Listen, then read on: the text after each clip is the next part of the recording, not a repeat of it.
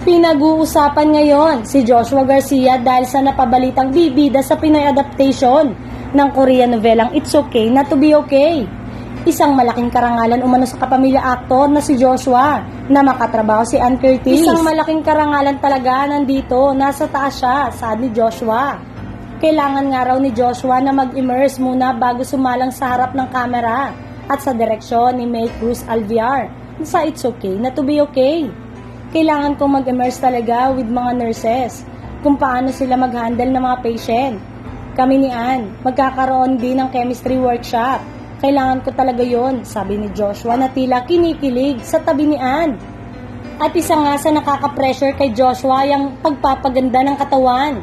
Kasi nga, ang original na bidang Koreano sa serye na ito na si Kim So-yoon ay pagkaganda-ganda ng katawan at panayang pakita ng abs. Noong nag-team building kami, sabi ko kay Direk May, napanood ko ang episode 1, doon pa lang, may abs na. Sabi ko, pinatay ko na lang ang TV, nag-workout na lang ako. Samantalang, hindi pa man nagsisimula, ay may ilang nagmamaldita na sa kaso ni Joshua Garcia na natatap, gumanap bilang Moongate. Wala na ba kayong ibang actors dyan, ABS-CBN? Favorite masyado ng ABS-CBN. Maraming mahuhusay na star ang kapamilya, hindi lamang nabibigyan ng chance.